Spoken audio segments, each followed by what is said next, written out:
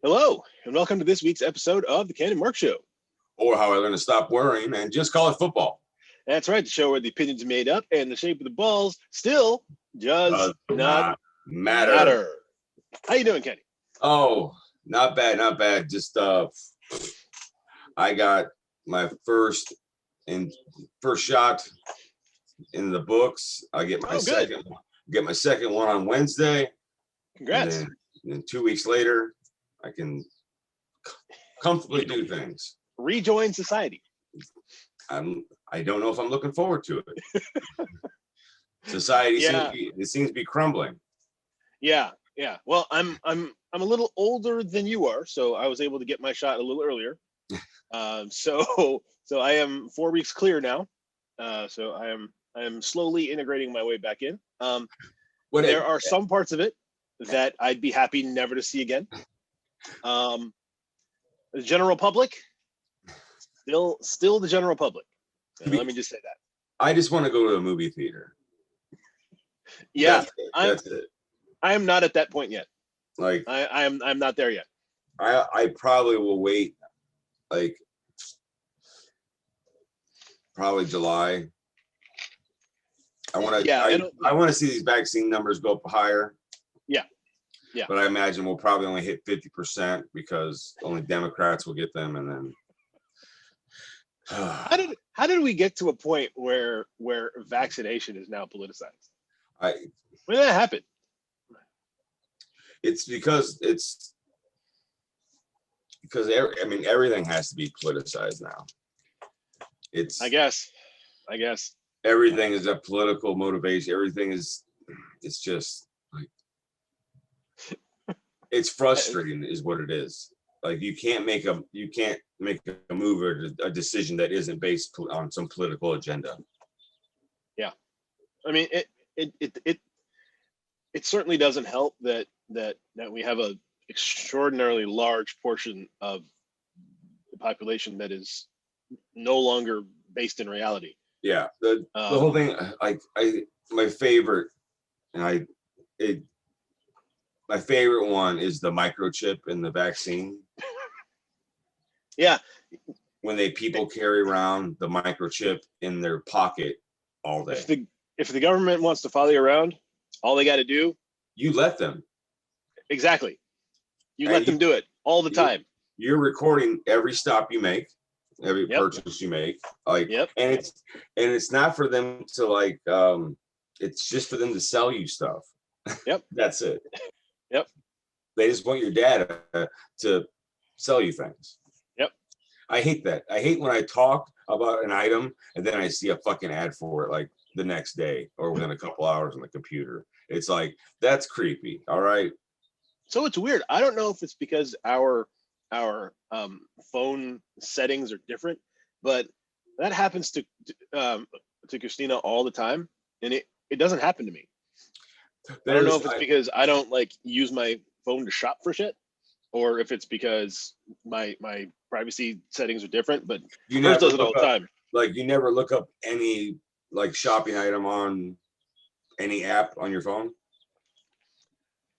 Rarely, but I don't recall then seeing advertisements for it. Huh.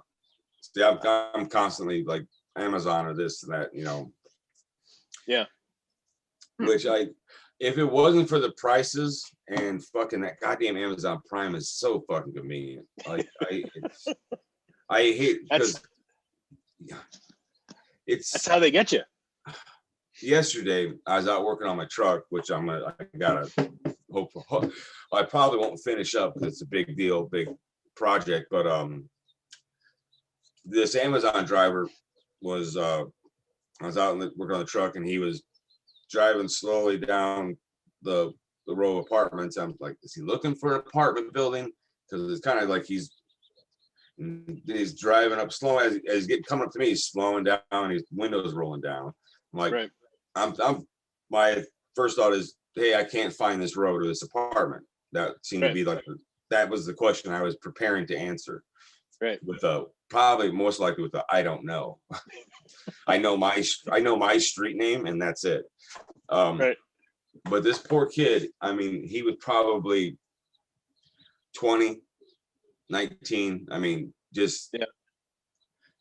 And I don't know how many hours he'd been working. It was like 5, 6 o'clock at night when I was out there working on the truck. And when he pulled up, it's so young, his face was burnt, like he'd been at the beach all day. Yeah. And he asked me, "Do you have any water?" Yeah. And I'm thinking, man, like either they won't allow him to stop at a gas station to pick up water, right, or he can't afford it, or there's something like, you're driving a truck, you pass gas stations all the time. Yeah. They must not allow him to make because of the deliveries having to be so quick, he probably can't. So luckily I've got 4 bottles of water in the fridge. I just came out and gave him one to keep the bottle, man. But I just felt so like that can't, I mean, surely to God in the summertime. Yeah. If anything, they should have it in there, like it should be a mandatory, an Amazon bottle, like filled in there. You know what I mean? They should have. Yeah. Like even at our work, they give us Gatorade or water bottles when it's hot and shit. Like the least a million, a multi-million-dollar company can do is buy some fucking water bottles. Right. Yeah. It just that shit like that. It's just like, and then you hear about Jeff Bezos building a $500 million yacht. It's like, go fuck yourself, man. He's building a yacht that needs a yacht to service the yacht that he's building. It's like no one should be a billionaire. There should be a cap on once you make once you make $1 billion, the rest of your money just goes to taxes or whatever. I mean, could you imagine how many programs could be funded? Like how many schools could have, like up-to-date textbooks, and kids could have supplies. Like there should be I don't know. I have never understood why certain places in America feel that it's perfectly okay for their children to be stupider than everyone else. Yeah, I've never really understood that. But they vote. That seems to be what we do here. They fucking vote for it. That's what we do here. It's like, so fuck it's that whole individualistic, fuck the future. It's about me right now. Yeah. And you can actually, throughout human history, we've had it both ways. You can live a comfortable life and go on adventures and have happiness, and also leave something better for the future. That's how we got here. The whole point of civilization was to plan for the future. Is that, yeah.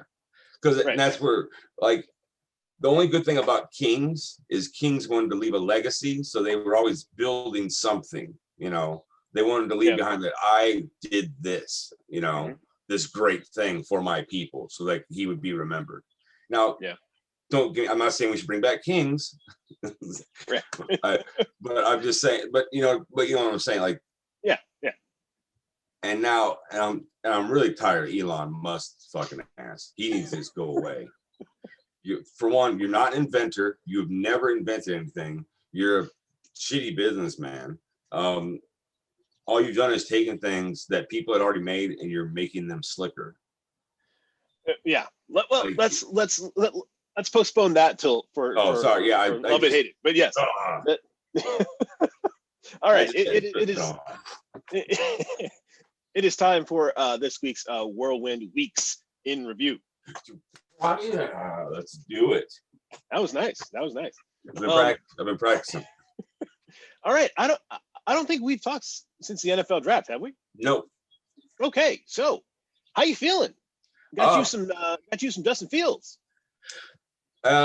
Well, it's been a roller coaster. When we first drafted him, my first thought was, name me an Ohio State quarterback that has done anything in the NFL. Yes, I remember getting that tweet from you. There used to be the one thing about Michigan, we always, that for some reason now we Ohio State gets all their quarterbacks drafted. That used to be Michigan. We played a pro style of offense, and we just constantly, from Elvis Gerback to fucking I Tom forget. Brady. But even past him, like Drew Henson and other cats, even Chad Henne got. I mean, you just plugged in a different NFL quarterback, and I guess they got drafted. And they were only one of them has become a world beater, but still, not bad to be the best quarterback of all time. But now it's like Ohio State, like running they went to the spread offense a lot sooner than most other teams, but if their quarterbacks don't, I don't know if it's the culture in the school or like because other kind of spread quarterback like Deshaun Watson, Patrick Mahomes in the air raid, like there's been quarterbacks that play not a pro set in their college but go on and have success in the NFL. Right. What is it about Ohio State quarterbacks is it the arrogance factor of like a Haskins kind of that his character, having all the physical talent in the world, but having no character whatsoever.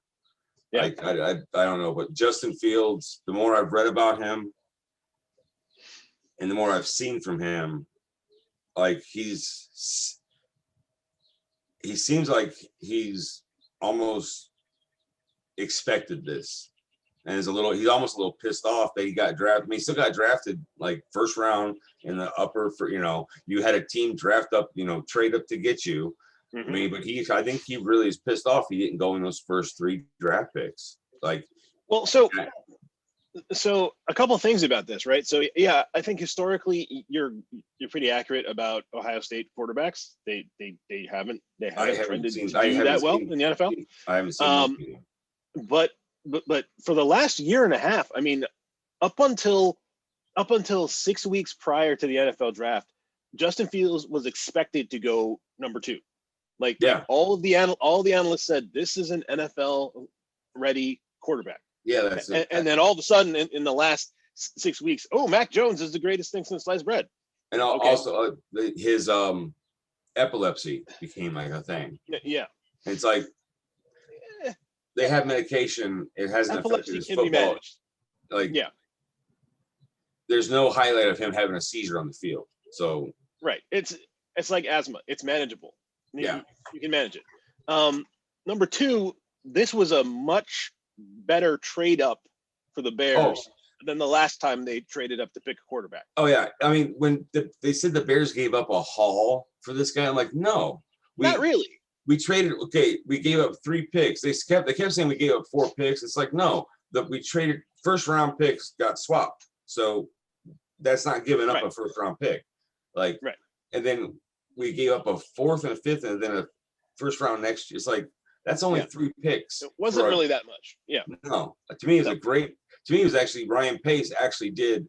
I thought we were going to have to give up more to go and get a guy like Justin Fields. For what we gave up, for what the Bears could get, and what we gave up, that's a penance for something like for what Justin Fields, from the way he's holding himself and reacting, he's one of the only kid quarterbacks I see he was not like he's like ready to do this. Like he's like he had a quote. He said, "I've been doing this since I was in high school. Like I've been on, playing in front of, thousands of people. I've had pressure on me for years. Like this isn't new." So I'm like, you know what?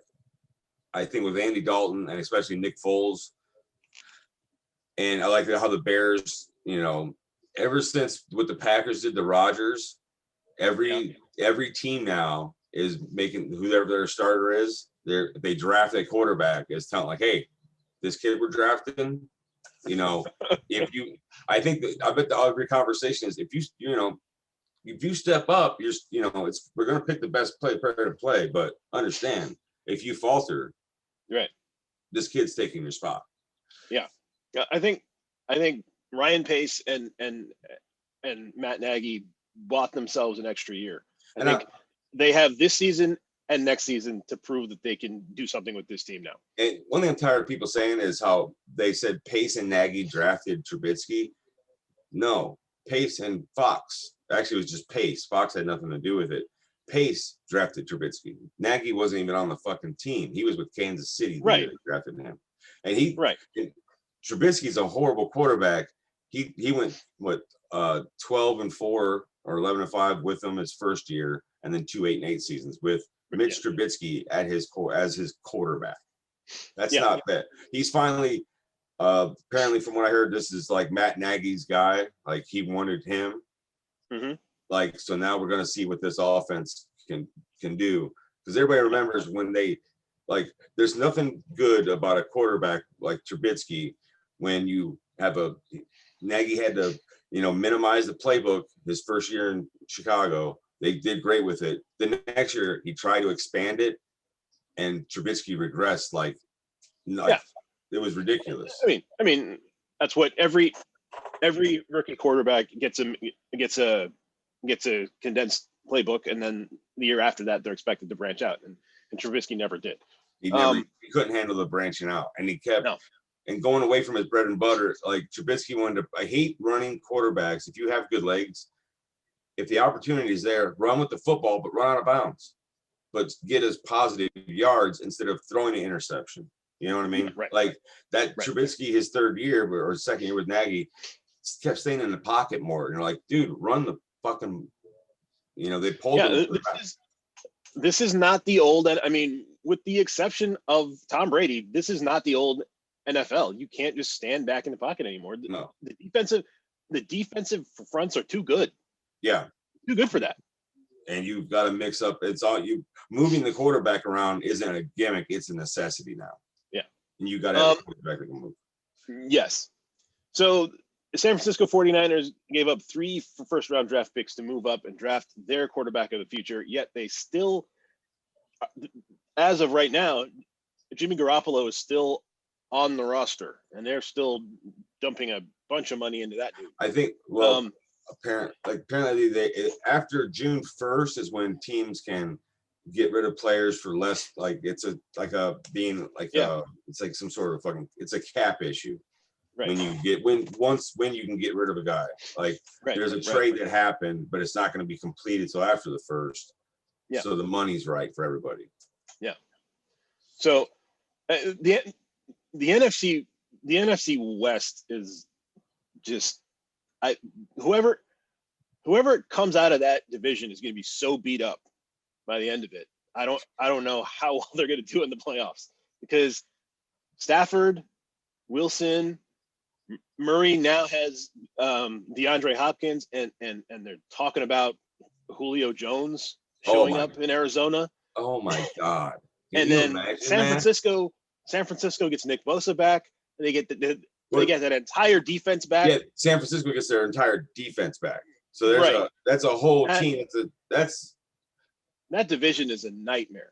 Oh my God! It really is. And I'm sorry, but Jimmy G, I would have taken Jimmy G on my team. I think he took them to the Super Bowl.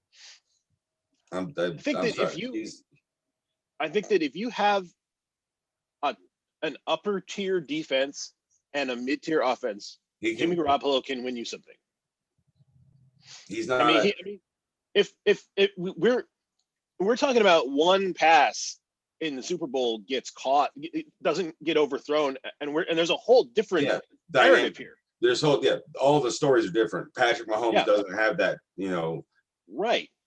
He's don't get me wrong, 2 Super Bowls and lost them, And don't get me wrong, Patrick Mahomes, even in the Super Bowl he lost to Tampa, was ridiculously good.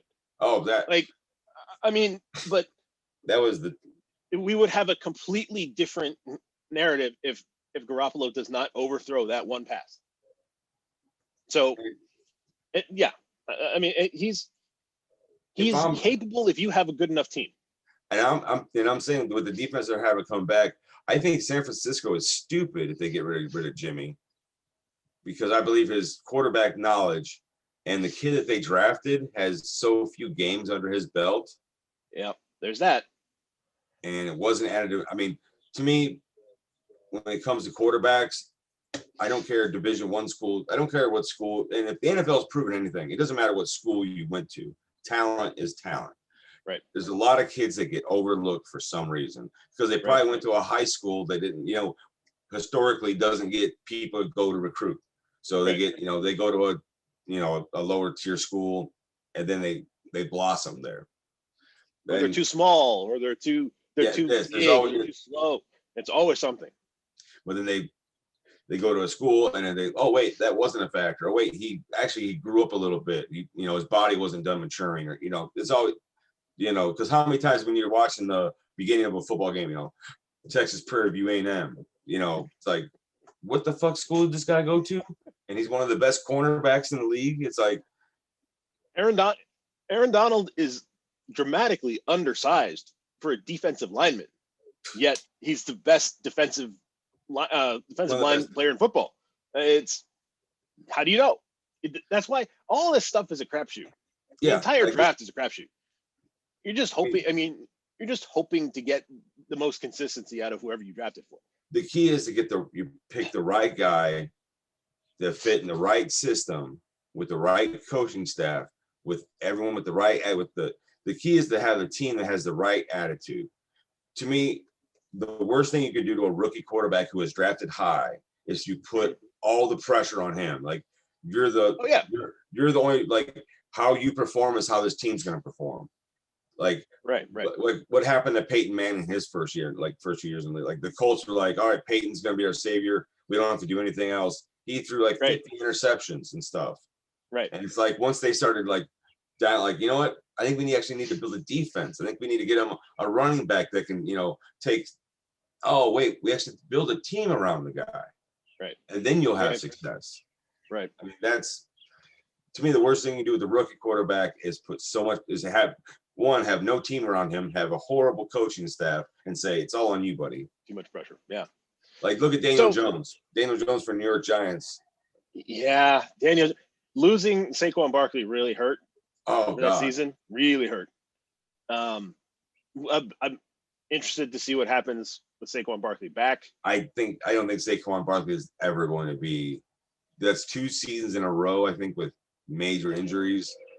He's still young, and his body, which is odd because that body type is typically more durable than a lot of others. He's been so unlucky in the NFL. Like, I watched him in college at Penn State. He was amazing. I mean, just a rock star, and just been so unlucky on those hits out of bounds. This, and like, it's like, give me a break. But this Jacksonville, I don't think is going to do any good. I think Urban Meyer is going to realize this isn't college. Well, so let's talk about Jacksonville for a second. Tebow's back in the NFL, Ken. Which I don't mind. He's back. He's a tight end. Here's the I understand that. Here's the problem with this, right? For his entire career, Tim Tebow has been allowed to fail upward over and over and over again, while a lot of other guys with a lot more talent don't get the second, third, fourth, fifth, sixth chances that he's gotten. And I don't know what that says to the rest of your team. Now, I understand it's the preseason roster, it's the 90-man roster. He's probably not going to make the cut down to 53. But I don't know what that says to the rest of those guys in that locker room that will work their asses off to get to where they are, that you sign a dude that's been out of football for 5 years to come back and play tight end for you. To me, Urban Meyer signed. This is why Urban Meyer signed Tim Tebow to a 1-year contract. Urban Meyer is, like, one thing I'll say about Tim Tebow, great locker room guy. I got a feeling. Probably. And he's a hard worker. Like, as bad as he was as a quarterback, I mean, it works in college because you can wait for a guy. You can wait for a guy to get open. When in the NFL, you have to throw it to a spot and know your guy's going to get there. Yeah, like that's why he was able to, like, and Florida was just stacked when he was there. But his natural talent, I mean, he should have, his body type and his natural athletic ability and his work ethic, he should have trained. It worked in college as a quarterback, but to me, he's always had a tight end body or a fullback. Like, he should not have been he's not an NFL quarterback at all. He's a fullback. But he's a fullback. as a time, but I think he brought him in because Urban needs, for one, Tim Tebow will back up what Urban's saying. He'll be able to communicate the Urban's ideas. Urban believes in Tim Tebow. Like, I think he's there strictly for the locker room and to get, he'll work harder than, because now one thing Tim Tebow is, if you get down on him, he'll be the first guy in the fucking office and he'll be the last one to leave. And that's fine, but he's never played tight end before. So what he's got to do is he's got to walk into the locker room after 5-6 years out of the league and beat out the tight ends that have been playing consecutive years of football for the last 6-8 seasons in order to be that locker room guy. Like, if you want to hire him as a coach, fine, I guess. I have player though. Apparently, from the way the story went down, is they took a look at him. Coaches said, the tight end coach and often like, you need to work on this, this, and this. And I guess, they'd come back in 3 weeks or something like that. And apparently he basically did that and came back, and it was multiple auditions. It wasn't just Tim Tebow, you're on. Like, they put him through workouts, and I don't think they give him a 1-year contract for waste. I don't think they're going to waste a roster spot. I think he may not make the team, but I think it was for Urban Meyer being a college coach. I think he needs a guy like Tim Tebow there, who's a player in the players mix. He'll be able to talk. Tim will be able to talk to him and see how are the players reacting to this. I think, as long as they can do it secretly and it not be like, oh, Tim's the spy for Urban, to me, that's why I think. Isn't that the way it comes off? To me, that's what it seems like. It seems like he's there to, how is this coming off for these NFL, for these men who this is their profession versus college kids, right? Who are looking to you as college kids look to you as a father figure and a coach. Right. In the NFL, it's like, you're a coach who's like, they'll be pissed off if you don't do good. They're trying to get paid, and coaches help you get paid. A lot of college coaches find that out the hard way. Yeah. When they get to the NFL, that you can't just have everything your way anymore. These are now autonomous grown men that have their own motivations and they have their own disciplines, and you can't simply walk in and tell everybody what to do. And he needs to accept. And if he loans, and I think the good thing about the only good thing that Urban's got going for him is he's been out of football. He hasn't been coaching, so it's not going to be that I was coaching college football, successful, then going straight to the NFL. That mindset of being a college coach is still there. I think that he's been able to remove himself from the game so for a while, so that he can kind of walk into this NFL locker room where he has his past pedigree. He'll have some respect there. Yeah. But there's going to be a lot of those guys, like, the 30-year-old offensive tackle who's been playing the NFL for 7 years, like, looking at him like, who the fuck do you think you are? Yep. And like any head coach, the staff he puts around himself is going to be the key to this team. Like, he's going to have, I don't know anything about his coaching staff, whether it's, if he's getting veterans or if he's bringing in his college assistant. Like, I don't know anything about his coaching staff. So that, to me, if he brings in great assistants, that's to me, that's where like games are won and lost. Offensive, defensive coordinators, special teams coaches, your head coach is basically the director of the movie, making sure all the parts are moving good. He might have to make the one big call on fourth down, whether you go for it or not. But like, usually it's, your assistants that are doing a lot of the shit. Yeah. So it's going to be interesting because Trevor Lawrence, I just don't see it working. I don't see Urban Meyer working in the NFL. The only thing that won't be different for Urban is paying players to play for him. He'll understand that. He'll understand that right away. Well, except he doesn't have to pay them. Someone else does. Yeah, so it actually works out. It's not even the same thing, right? In this time, he doesn't have to hide the money. He can actually write them paychecks. Exactly. I mean, to me. And when he leaves Jacksonville, they won't be under sanctions for recruiting violations. Right. It'll be the first time when he leaves a team that it won't be under some sort of NCAA violation. All right, Aaron Rodgers is unhappy, Ken. Oh, I don't know if you heard this. No, I haven't heard anything about this, Bart. Aaron Rodgers is not having a good time. But what seems to be happening though is somebody in the NFL has been listening to our show and has figured out that just because a player under contract wants out doesn't mean you have to let them go. Yeah. Russell Wilson will at least play in Seattle this season, and it looks very much like Aaron Rodgers will play in Green Bay at least for this season. I mean, you don't. The NFL teams are not powerless here. Yeah. Like yes, players have gained a lot more power and ability to move around, but the team is not. The team is not powerless. Now, when you're in the middle of a 5-year contract, like right. when there's 2 or 3 years left in your contract, unless you get in a knife fight at a club and they release you, like you're not getting like the whole Russell Wilson thing. It never made financial sense for Seattle to trade him. They would have to eat like $40 million. They weren't going to do that. Yeah, it's like no, it just wasn't going to happen. Like and I think with Rodgers it's going to be the same way. I mean the only way to solve this is to just put everybody on a 1-year contract and then nobody ever has to be anywhere longer than they want to.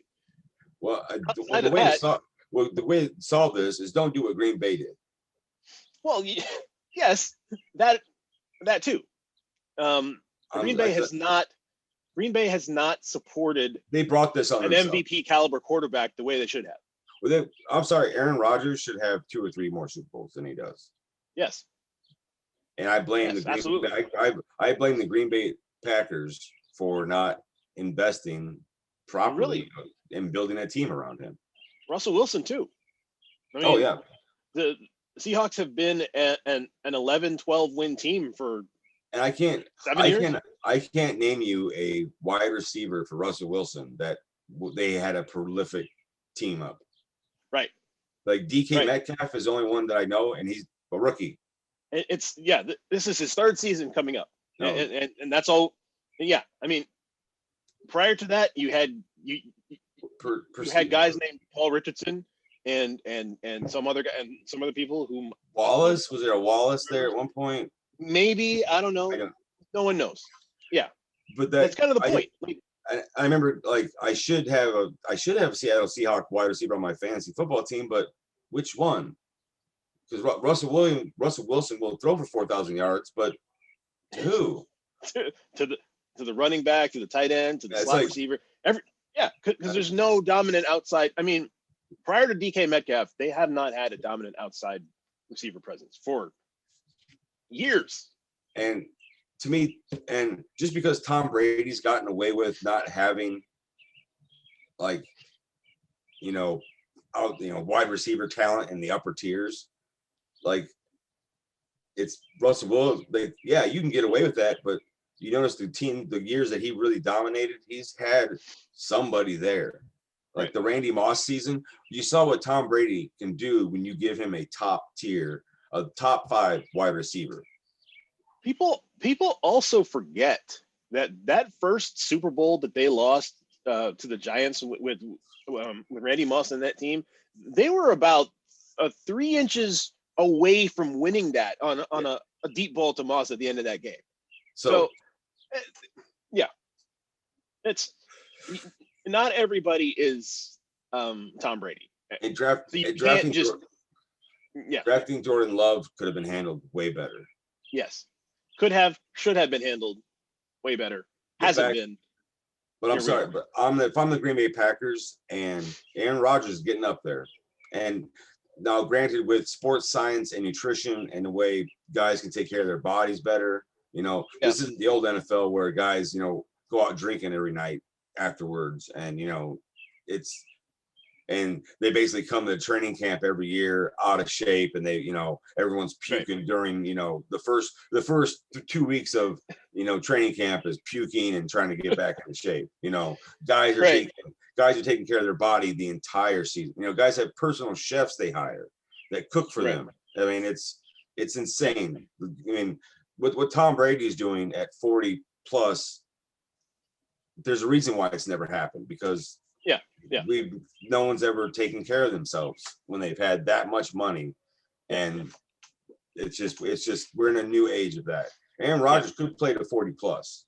But for Green Bay, you're at the cusp of winning a championship. You've got Devontae Adams. You need another wide receiver. You need another skill position player on that offense.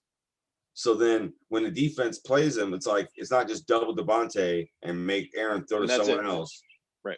You've got to be like, well, shit, now they've got two. And then that opens up tight ends. They draft a good wide receiver and they're winning one of these. Because how do you get to all these the NFC championship games and not get over that hump? Right. It's got to be just like beating your head up against the wall. Right. Aaron Rodgers is so good. And with not very good defense, with some subpar defenses, he's taking Green Bay to NFC championship games. And he's looking at Tom Brady with 7 championship rings and going, I should at least have more than one, because he should have. He should have. I'm not 6 Super Bowls worse than Tom Brady. No, I mean, don't get me wrong. I'm glad he's only got the one, but it's ridiculous that he's only got the one. I do not understand how that happened. Right. He's tied with Ben Roethlisberger. Yeah. And number of Super Bowls. Russell Wilson should have more than one. Yeah. And we give it to Marshawn Lynch and he does. Right. That's why they play the games. I mean, but these guys making decisions in Green Bay. Yeah. How do you piss off your best player? I don't know. I don't know. It's not, you don't communicate with them, and basically you're telling them. And from what I'm hearing, Jordan Love isn't even close to ready to being a quarterback. That is also what I'm hearing. He's not ready. If he was close, they would have traded Aaron Rodgers and gotten all the draft capital. They would have because they drafted Jordan Love to replace Rodgers. Right. And after 2 years of sitting behind Rodgers, he's not even ready to start an NFL game. Yep. I mean, I'd almost be like, is this kid ever going to be fucking ready? Yep. I mean, I'd be worried if I was a Green Bay Packer fan. I'd be worried about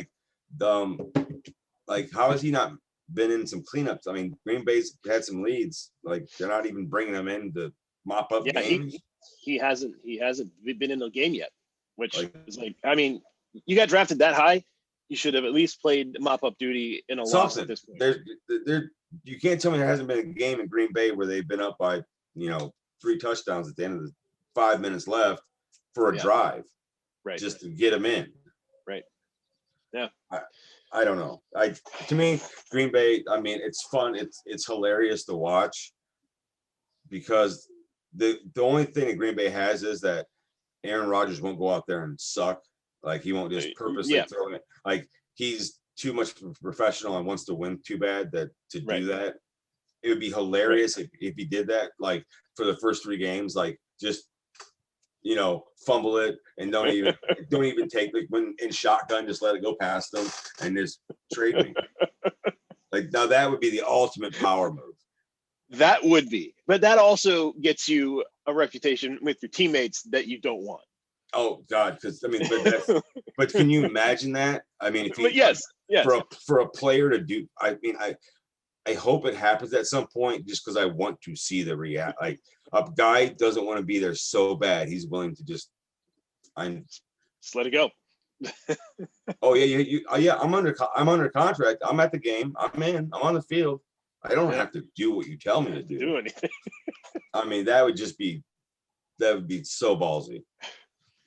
All right, real quick before we get to the best of the last. The NHL playoffs are in full swing. This weird and wonky NHL season that was only 56 games long, and all the Canadian teams played in their own division, and nothing really makes any sense. They made the playoffs. They did. We are almost all the way through the first round in every division except the Canadian division, which was delayed because the Vancouver Canucks took 2 weeks off for COVID, and they had to finish up their schedule a week after everyone else was done before the playoffs could start. And they're not even a playoff team, so it didn't matter. But the NHL does what the NHL does.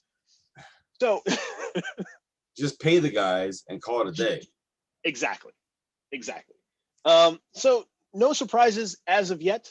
The teams that are supposed to win are winning. The teams that aren't supposed to win are not. The most interesting thing to happen thus far is the Toronto Maple Leafs and the Montreal Canadiens have met in the playoffs for the first time in 47 years. Oh, wow. So that series is tied at 1. Ooh, and we shall see, because this is the best Toronto team in modern history. So we will see if they manage, now that they don't have to play Boston in the first round. We will see if they manage to make it out of the first round. That's horrible, man. That's, oh man. The Boston Bruins are their kryptonite. Every single year they play Boston, they lose. They can't blow a 4-1 lead, and this. No, you can't. No. Yeah. So oh my God, we'll see how that goes. I just hope Maple Leafs win 1. It's just that team. And they lost their captain like 5 minutes into game 1. He took an awkward hit, and his head on the ice. Apparently, all the X-rays, MRIs came back clear, so he's not permanently damaged. But is he just out for a series? We don't know if he'll be back for the series yet. But there is no long-term damage. So maybe if they get past Montreal, he may be able to come back.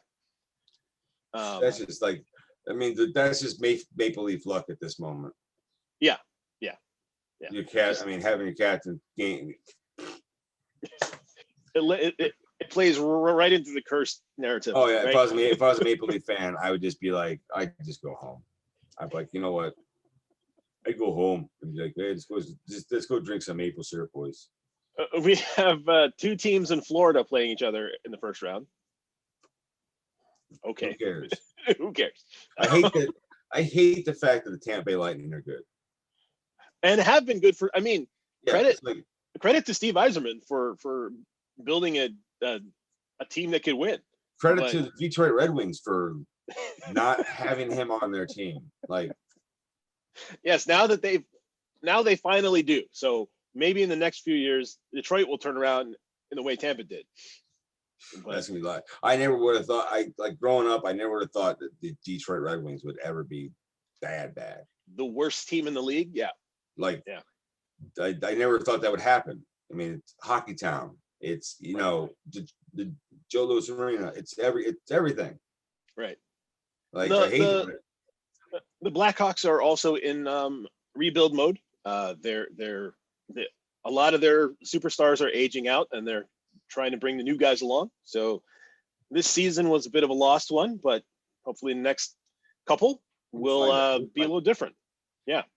Or we can just go back to being the Blackhawks, and you know what? Hey, we had a good moment in the sun. I think the NHL is better on the original 6 are good. Oh, totally. It totally is. It's the key is to get all of them. You want 4 of them in the semi, in the conference finals. Yeah. That's the dream of the NHL. Yeah. Teams that people recognize and have heard of. Right. I mean, at this point, the Tampa Bay Lightning have more Stanley Cups in the last 30 years than any Canadian team. That's that's shameful. So at least we will get one in the conference finals this year. In a place that has never seen ice. Right. Like I don't even think in the ice age it got that down that far.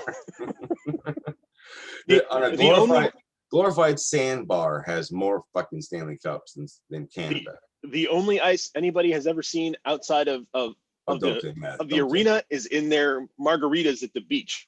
That's the only place. I thought you were going to say in their pipes. I was like, oh, don't go there. You went there. I did not.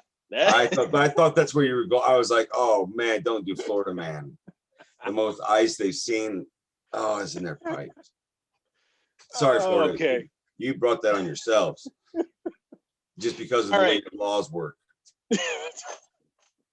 Finally, saving the best for last, the EPL season as of today has been completed. Manchester City is your champions with, 86 points? 80, which doesn't seem like that many. No, it's like that's a normal amount of points to have. Okay. Like that's like what the usual is, like for a champion to have, like not 97 or 100, like around high 80s is usually what should get you a championship. And because they've got 86 points, that's 27 wins, 5 draws, 6 defeats. Okay. That's title winning every season, like pretty much, except for the last 5 years where you have to have 95, 100 points to win. Like you almost have to go undefeated and have, like it used to be, like Ferguson used to say, you can't have more than 5 losses, right? Or was it 5 or 6 losses to win the league? Like I think it was 5 losses, or that thing that's what he said. You have more that way. You get more draws, but you lose more than 5, you're more than likely not winning the league. Right. And for the most part, that's been true. But like now, it's like you can't more than 5 draws, and you have 0 losses the last couple of years. I mean, the Liverpool. I think we'll look back at those that 2 or 3 years of Liverpool and City pushing each other, like to a point of you almost had to be perfect to win this league. Yeah, as a moment in time was just like ridiculous. Leicester, the Leicester season was a huge exception. Like that was a year where Leicester managed to pull something off at the right time when the top 4. Everybody was in when turmoil. The usual suspect at the top were everybody was in turmoil. Managers, everyone had managers being flipped over, players leaving, new player. Everyone was rebuilding their teams. It was like the perfect storm for a team like Leicester. Yes, but still, even you think it would have been West Ham or or Everton, a team that that has been on the cusp of maybe breaking in, that would have won the title that season, not a team that barely escaped relegation the year before winning the title the next. That's still, I still remember when they're doing the podcast, and then like every week, how long? It's gotta end. It's ending this week. It's ending this week. And then it just 2 weeks. And then 2 words: N'Golo Kante. That's what happened. God, he was. What happened to him at Chelsea? I wish he went. I hate when good players they go to Chelsea. Something just. It's happened again this season. Kai Havertz, Timo Werner, Christian Pulisic, great players end up at Chelsea, and they wouldn't know what happens. And you get and everyone's only getting like 10, 15 games a season. It's like you have to be on your perfect. Because they have so many players.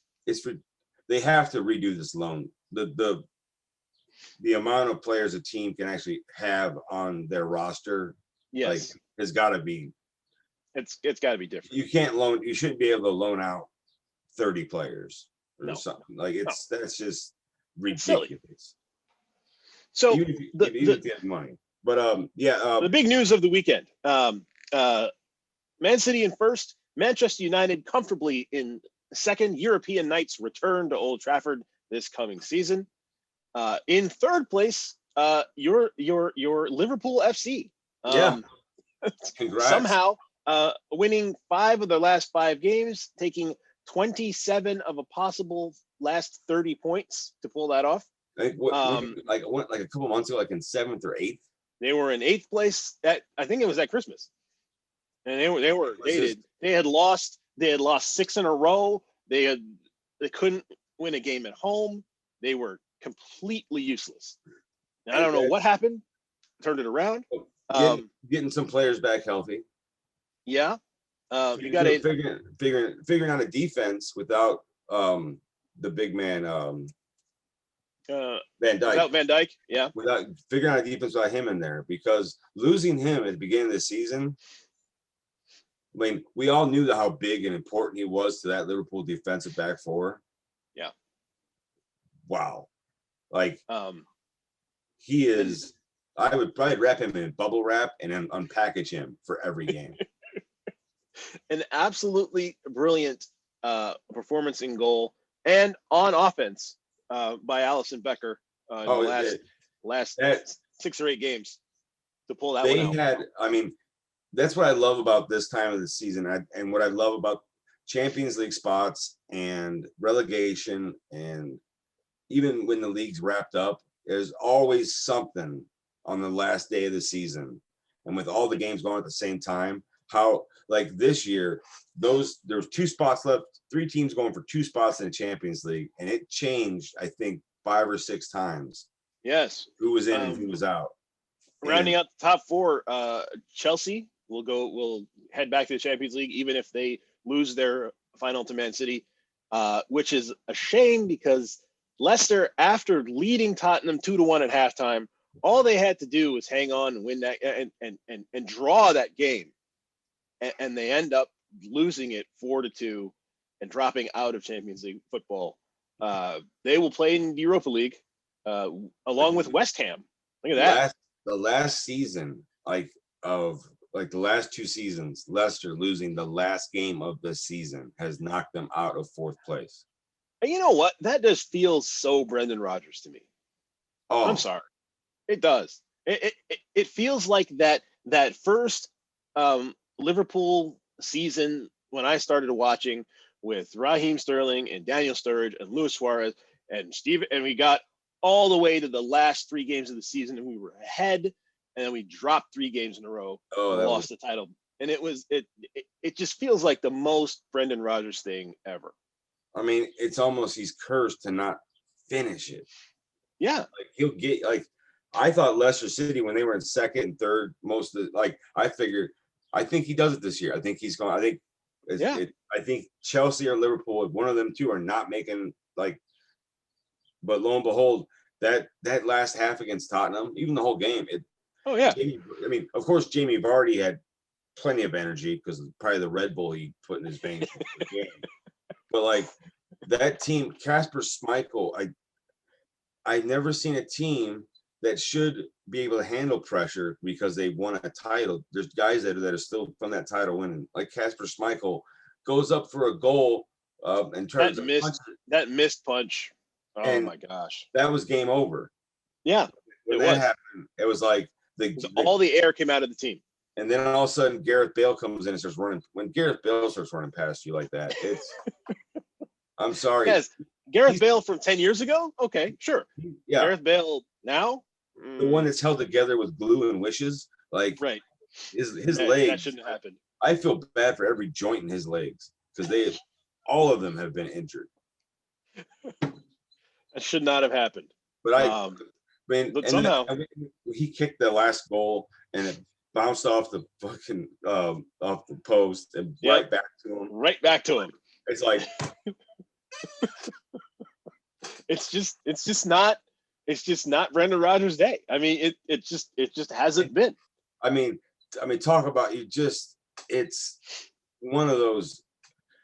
Oh, that's got to be so gut wrenching. I feel so bad for Leicester City fans, even though they have a championship that they can still.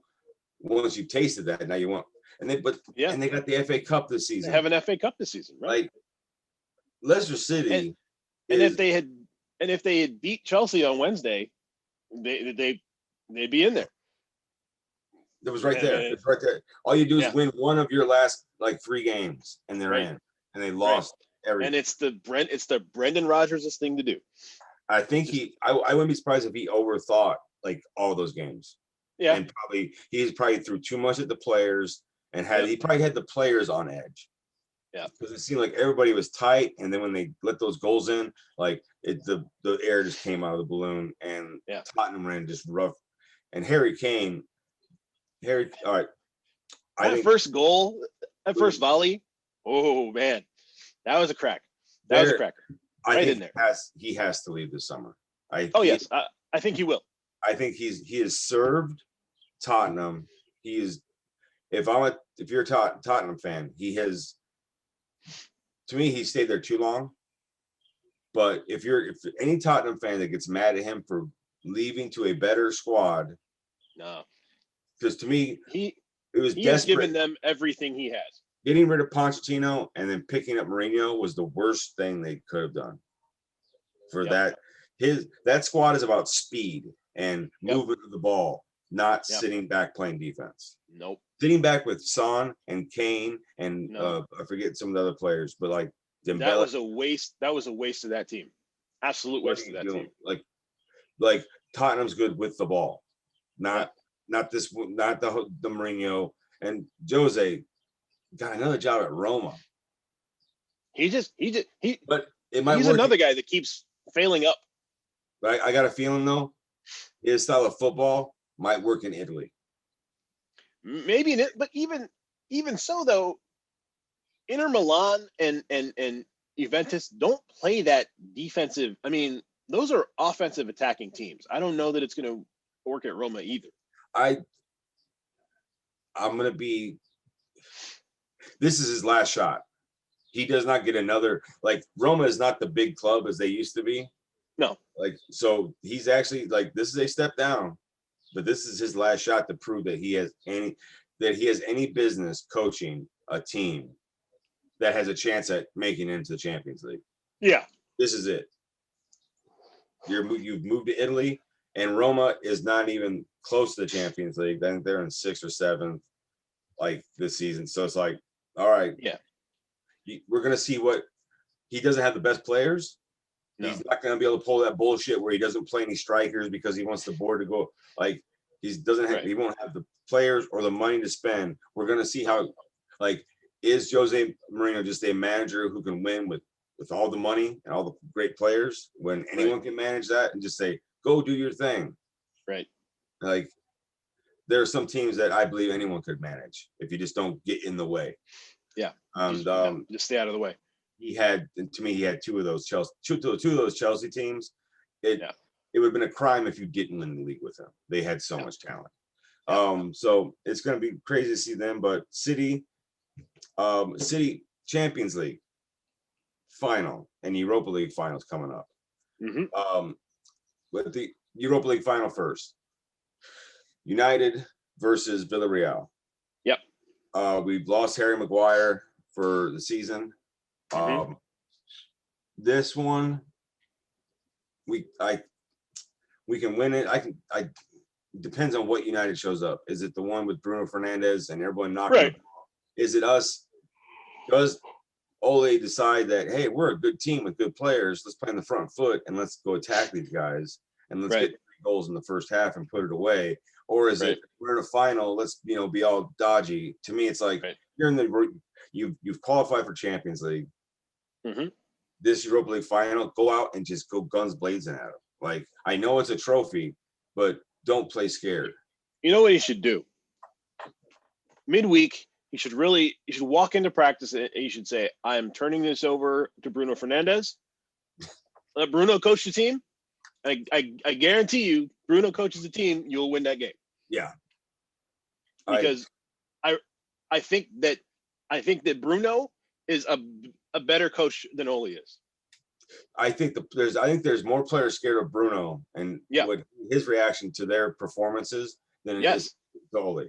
Yes. Like absolutely. This is the closest that I'll get to watching a Roy Keane type midfielder that I've heard stories about. Roy Keane. I have never seen a football player change a team the way Bruno Fernandez changed Manchester United midseason. Just night and day. From the day he showed up. Yeah, from day one. Like it was night and day. It was a team that was flip is just wishy-washy and like had no backbone. They weren't. Yep.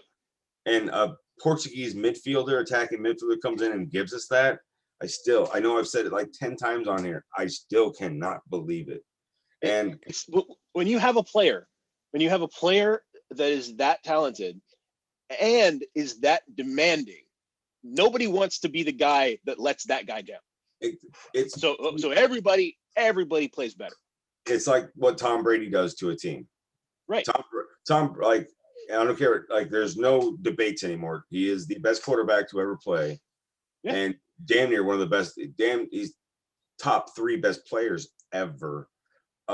He went into Tampa Bay, a team that they got that one Super Bowl with Warren Sapp, but that was to me, that was a fluke kind of a team coming together. Because they went down fast, and then they went back to being Tampa Bay again. Right. Like they were almost a guaranteed win on everyone's. Even with Jameis Winston, all the talent at quarterback. When Tom Brady stepped in, that everyone had to raise their he's that type of player. You got to raise your game up, or he'll jump on your ass. Right. Not just the coaches. Now you got Tom Brady yelling at his offensive line. Like he expects greatness around him, and it's those are the guys you want on your team. That's Bruno Fernandez. And those guys win you championships. Yeah. And I think United's going to win next year because with the fuck up of the Super League, the Glazers have come out and said, "Oh my God!" In action, instead of just taking the dividends and put them in their pocket, he's going to have to go out and spend to keep. I mean, they had to cancel the Liverpool game because of a fucking riot outside. Yeah. I didn't see that coming. The only way Super League, the Super League may end up being better for the EPL than anything up to this point, because the only way you're gonna come these fans is we're gonna have to go out and buy the best. Like that debacle, Sancho better be on our team next year. That debacle put the fear of God into those owners. Oh God, especially in England. In Spain, they're still kind of hanging on, but in England, wow. I guess Joe Glazer is actually having a meeting with fans on the 6th of June. He has never once talked. Like he doesn't ever travel to England. Right. Right. The Glazers don't do anything with that team. Nope. They know nothing about it. Nope. I bet they don't even know where the chairman box is in the stadium. They just take the money. They take the money and run. For him to actually have this meeting, and he is promising money to be spent this offseason. Mm-hmm. Like we could have, with the team we got now, if you had 3 top players, we're right with City and Liverpool.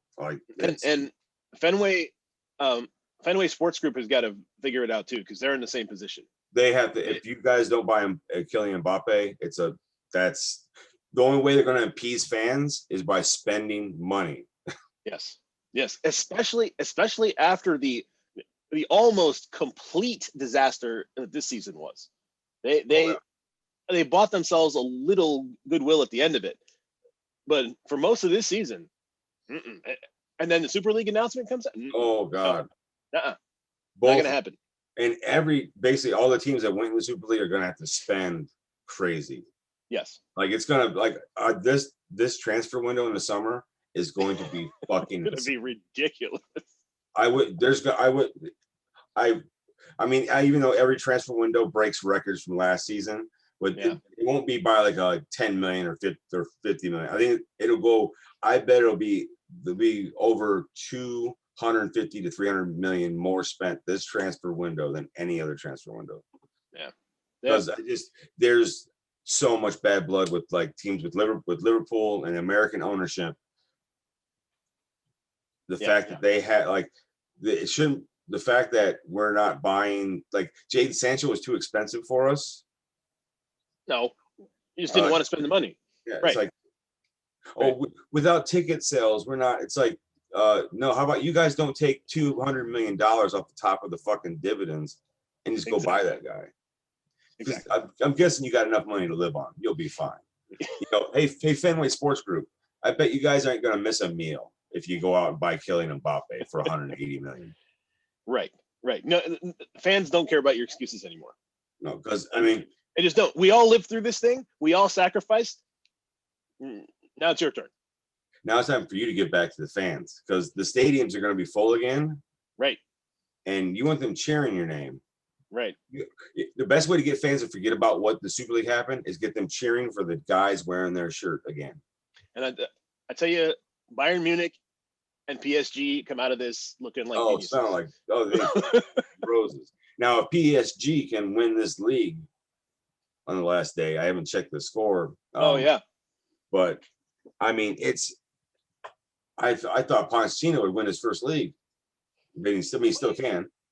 Yeah, but he wasn't coaching all season, right? No. It was a midseason replacement. So I want to say he doesn't. I want to say Thomas Tuchel was coaching there, got fired. Yeah, he replaced Thomas Tuchel. Pochettino was out of a contract for a while. He was still out, and then they hired him. Right. And apparently he must have brought them back up because, I mean, you're not going to fire a manager if he's winning the league. So no. Apparently he's done something, Right. And Thomas Tuchel got Chelsea into the Champions League by the skin of his teeth. So this is going to be the player movement this offseason is going to be insane. I got a feeling. I think so too. With the drama that the Super League caused, the big teams are going to be spending big. Yeah. And I feel bad for some of the young kids, but we haven't won a fucking league title in like damn near 10 years. So relegation promotion, Ken. Fulham, West Brom, and Sheffield United drop to the Championship League. I don't know who's coming up. Do you? Norwich is Norwich won the league. Watford came in second. Okay. And then the playoff is between Bournemouth and no, not Bournemouth. It's Brentford and Swansea. Brentford and Swansea, right. They play the 29th for the chance win the one game playoff. Right. And whoever wins that match goes. I hope it's Brentford. I've seen Swansea. I want new blood in there. I'm not sure if I can't remember Brentford if this will be their first time ever in the league or how it will play out. You know what I mean? Right. Yeah. It's nice that Leeds had a good season. Leeds had they finished. Leeds had a really good season. I think they finished. Was it 8 or 9? They finished 9th with 59 points. They only finished 7 points behind. They finished 7 points behind Leicester in 5th, and 8 points behind top 4. 8 points behind top. With the way they played, if they would have played defense in any of those games, I mean, if I'm a young, talented forward, I'm looking at Leeds. Like that's a team to go and score some goals, and I think Leeds will get a lot of young kids paid with that coach there, and they need to keep that style of football because I loved watching Leeds this year for their fit. Like they went at everybody and didn't matter how many went. They didn't care if they got 6 foot past them. They just kept coming at you.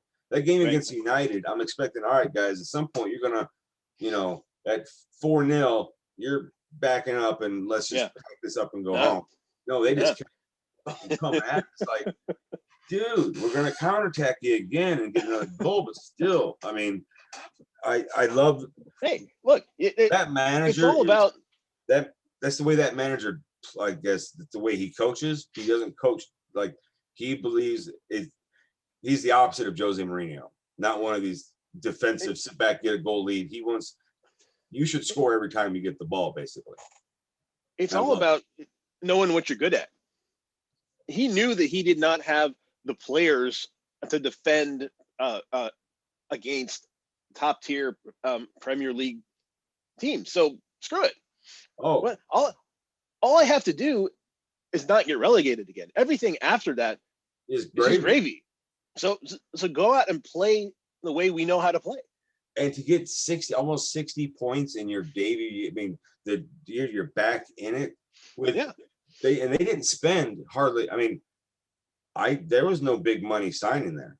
No, like their goalkeeper is still the one they had in the championship. Like some young, I mean, he looks like he's 19 years old. Like, yeah, he does.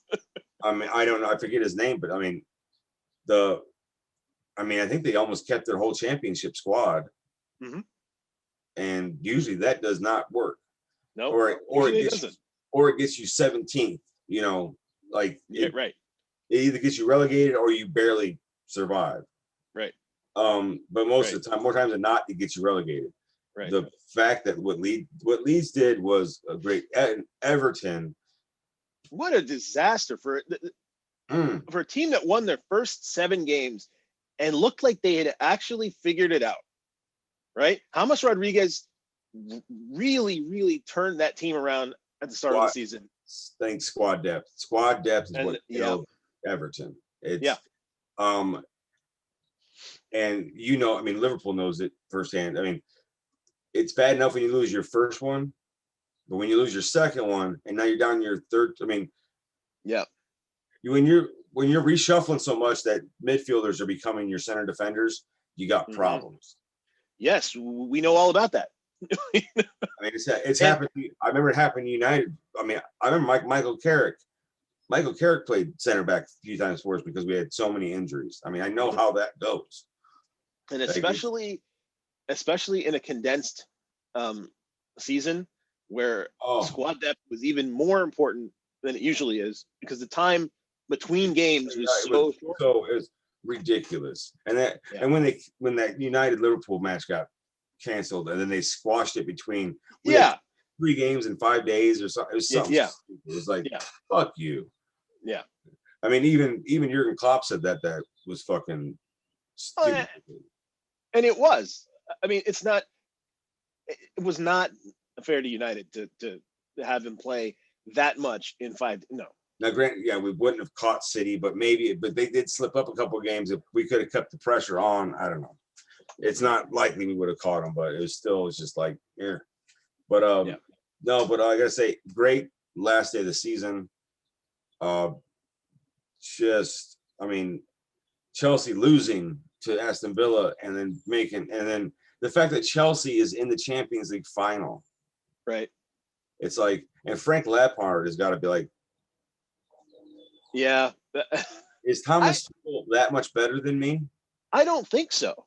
I think it's not like he didn't take over.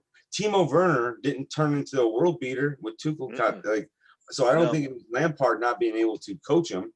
I think there's just something wrong with Timo Werner. There's something like mentally going, like his personal life. I think there's something upheaval going on there. Well, there's a lot of,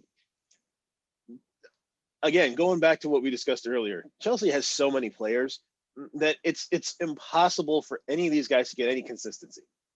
Like even if you come in and you have a great game, you're out in the next game. So it's like, okay, how am I supposed to build and keep some kind of a rhythm?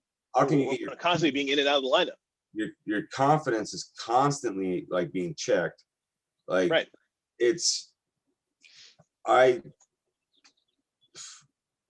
even the manager's under so much pressure. So that's why he's got to constantly switch up his team. It's almost like there's so much infighting at Chelsea.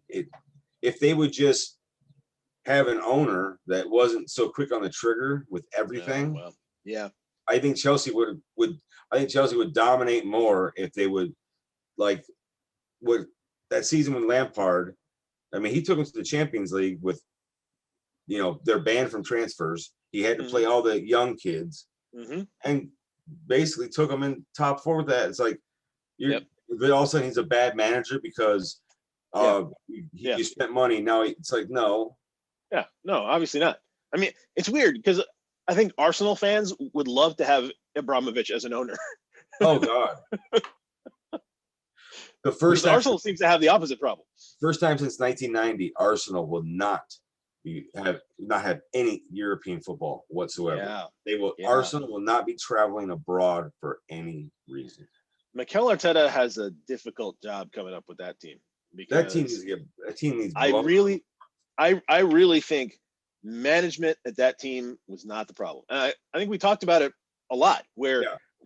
either the manager had to go or the team had to get blown up. Apparently, the team had to get blown up.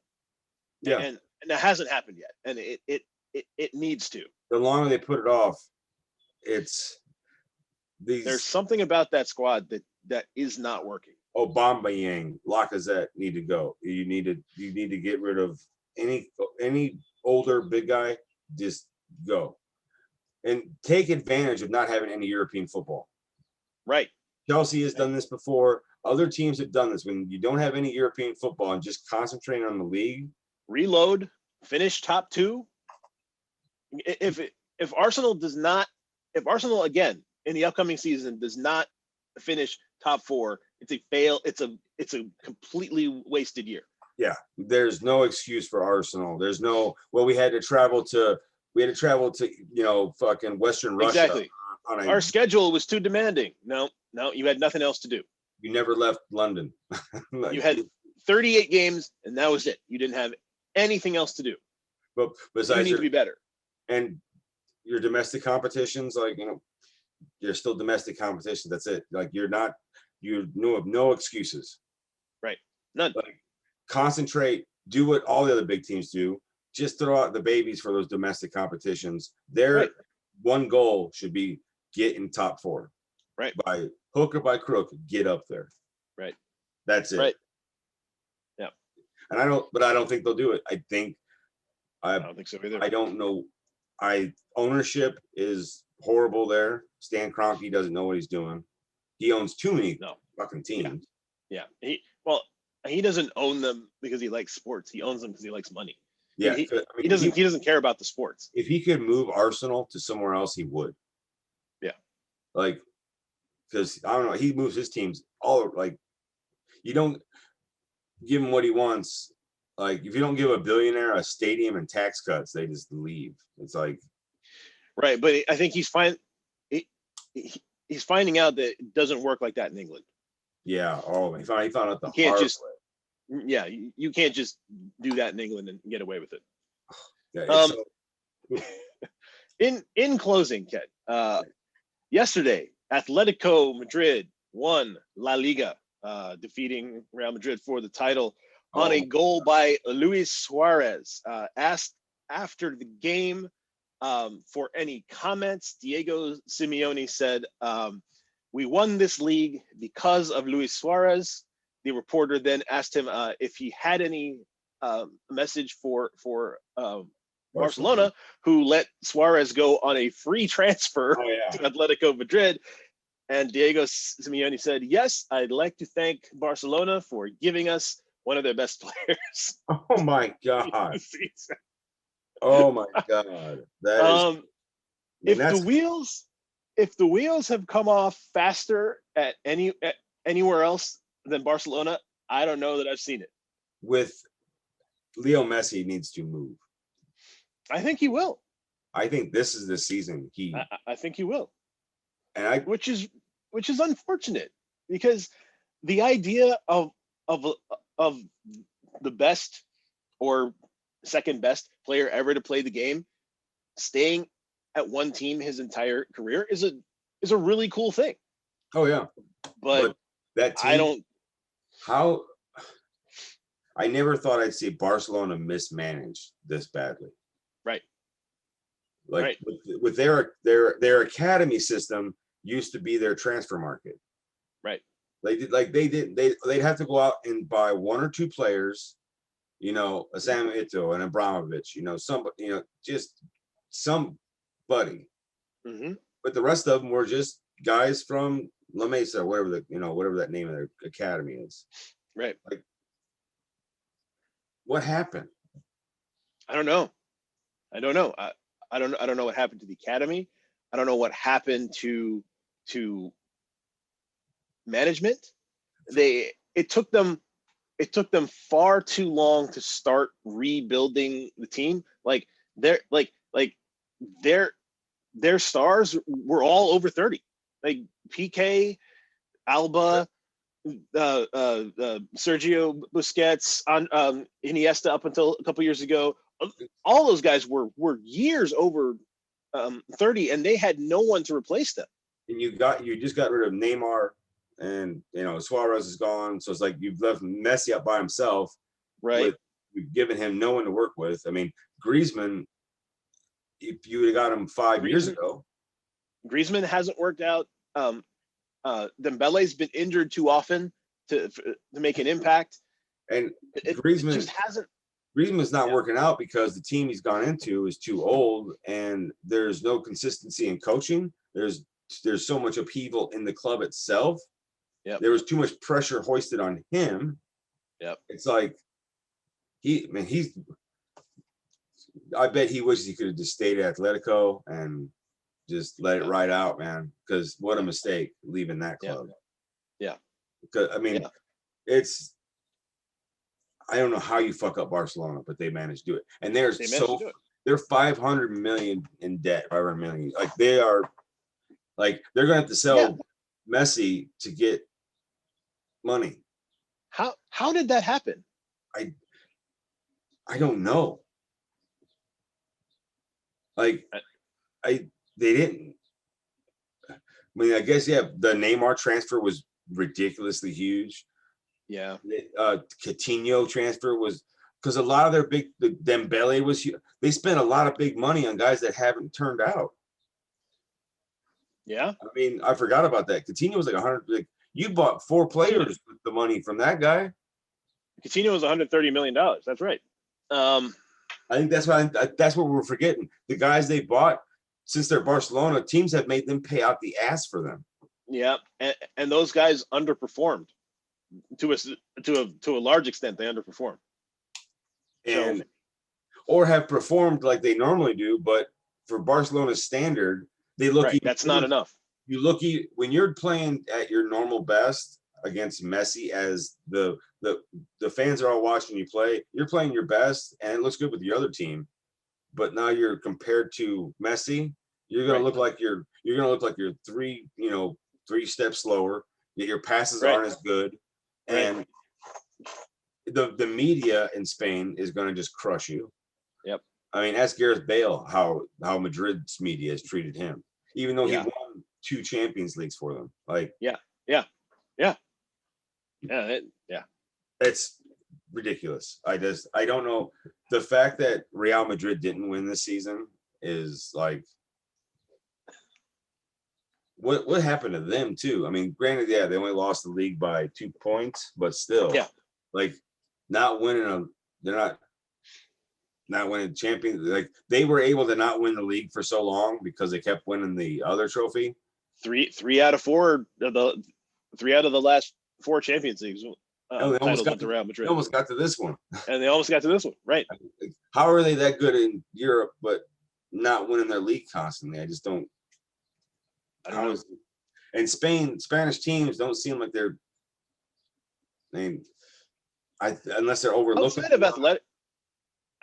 Outside of Atletico, I mean, Atletico and Real Madrid seem to, like, Barcelona has kind of fallen out of that European picture for the last couple of years. Like they just haven't been good enough to be talked about. Atletico and Real Madrid are now Spain's representatives in Europe. So I'd say when it comes to Barcelona, that game against Liverpool. That kind of broke them. It did. Like because they were really good. They should have probably won a Champions League, and given up that many goals. Like you're going to Anfield with a 4-goal lead. Giving up that many goals in the manner in which they did. That's one of those. That's one of those Nick Anderson misses 4 consecutive free throw moments that you just cannot recover from. And they didn't.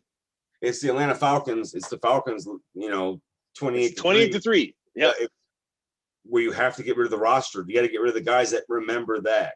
Or you're going to like what happened to the Falcons this last season, blowing those leads in the fourth quarter.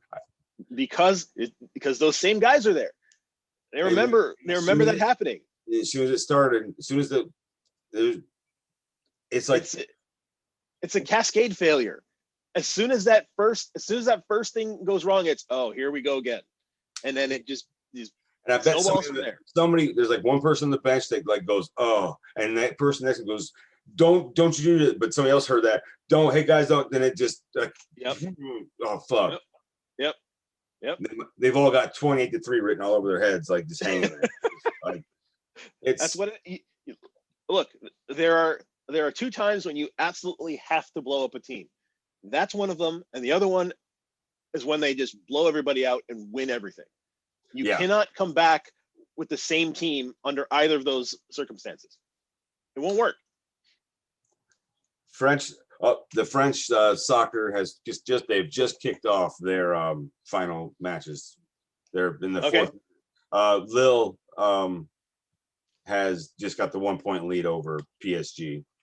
All right, so PSG can win it today. If they win and Lille does not win, then PSG can win the league. And Italy, which would be Italy's a pretty significant turnaround. Italy's just kicked off theirs, and Juventus is fighting for Champions League. Yeah, it's been a weird year for Juventus. Fifth place. Yeah, it's been a tough year for Juventus. Let's see the scores real quick. They're a little bit further down. Right now, Juventus is in, but they're only 15 minutes in. Juventus is up 1-0. Napoli is 0-0. So it's. I mean, they've got 4 teams within 3 points of each other. Second, third, fourth, and fifth. For like now, talk about a final day for those. It's like, yeah. That would just. I mean. And that's what I love about this, what USA, with the United States and MLS needs to get on board with. That's why they're too stuck in the American playoff bullshit mode. They don't understand what this is. Why is European soccer becoming popular in America? Because every game matters. Exactly. Whereas with playoffs, it doesn't. It's just making it there. We lost 7 games, but we got healthy for the playoffs. Well, we got the 8th seed. We're fine. Yeah, as long as you make it, you know who cares about the regular season? But with these, it's like, you didn't get. You're not winning the league. What is it? The Champions League, and then there's relegation. Like there's so many things. But that's the problem. MLS doesn't have relegation, so. So there's no consequences for being terrible, and there's so you don't too many, and they've gotten there. I understand like expanding, but over 20. They're too big, too fast. They got 20 teams or some shit like that. It's like you've got almost take those teams and split them into 2. I mean, you've got way too big a division. Your talent pool is too diluted across too many teams, and I mean, don't they still have a draft? Yeah, the super draft, MLS. Yeah, super draft. So you can't put super in front of it and make it. No, there's no consequence for being awful, because you still get the draft. You still get to draft a good player to help you out. Like, so what's the point? And most times you're drafting kids from like college that'll be too old to make some teams that are being 23, 24 years old. Yeah, what I mean. It's like those kids that you're drafting should be in their 6th year playing for you. Yeah, like it is I think MLS is an inferior product. I think the MLS is starting I think their academies are starting, like NYCFC's academy they're starting to get that European system going, but they need to go. It just needs to go full tier. Bring in one of the lower leagues, like I forget the I8, like one of the National Soccer League or something. Like there's a USL, there's a bunch of them. Combine with one of them, get yourself 40 teams, break it up, Break it up and go. I guarantee you'll have more, because it's bad that you have a talent pool that's so diluted when your talent pool wasn't that good to begin with. You have young American superstars playing in Europe and not playing And they want in America. nothing. They want nothing to do with your league. You don't play. You play in the hottest part of the year. Yep. When everyone else is getting breaks or playing international football. Yep. So even your league, if you do have the best players in your league, when you play it, when there's the World Cup or the Euros or something, the best players are going to leave your team and go play in a tournament. So now your team's going to right. Oh, we don't want to compete against the NFL. Trust me. If the EPL can get the numbers, I understand it's a different time zone. The games aren't at the same time. You can work around that. Yeah. If people will wake up early, and if people in California will wake up 4 o'clock in the morning to watch an English football game, sometimes earlier than that, there means there's a need for this, for a good product. And the United States, they don't want United States type soccer. They want this, right? And it'd be so simple. The rules, everything's already there. Right. It's just copy it. We know how to do this. You just have to do it. You just copy it. That's all you have to do. Yeah. And also you've gone to South American markets, break into the African market. There's a lot of young African kids that we could grab up. Like go to these other places that aren't normal for the European clubs. I guarantee you there's an N'Golo Kante somewhere on that continent that no one knows about. Right. That you could sign, that could sign for the Philadelphia Union or the Chicago Fire or somebody and change. But also understanding you're only going to have them from 16 or from 18 to 23. If that long, if he's any good. Right. Until the MLS, last thing I'll say on this, the MLS becomes a European style league. Yeah. It's limited. They will always be a developmental. There'll be a retirement and developmental league. Yes. They're going to be limited. They'll never be the big boys. No. All right. I got to head out. So I think we're going to have to wrap it up. All right. That's going to do it for this week's Whirlwind Weeks in Review. I have to figure out how we're going to integrate that when we get back into the studio. We're going to have to do that. We're going to have to get do some sort of like a visual graphic or something. Yeah. That's going to be awesome. I can't wait. Hopefully sometime maybe in the fall when the NFL starts again. I think hopefully that's what I'm hoping, we can get back in the studio and things will be, people have gotten vaccinated, levels will have died down so much where it's like you'll just have hot spots at this point. Right. All the hot spots will be in places where Republicans mostly are. So mostly the South. Right. That's just, man, there's so much other crazy stuff that's happened. But I know, you got to work. I got work I got to do. You got work you got to do. Yeah, we will catch us up again as soon next week. Our schedules can get together again. Yes. It's weird. It's like, as even getting on online with each other has become like that's starting to become hard. Like it's you would think it's easy, but it's just hard to sometimes line up schedules and all that stuff. It's been tricky, but because it's not a set date and time at another place. When you're at home, things can pop up where you got to just go, and it's like so get to work, man. Right. Yes, sir. You have a good one. We will see you next week. I hope. Good talking to you. Bye, man. Later.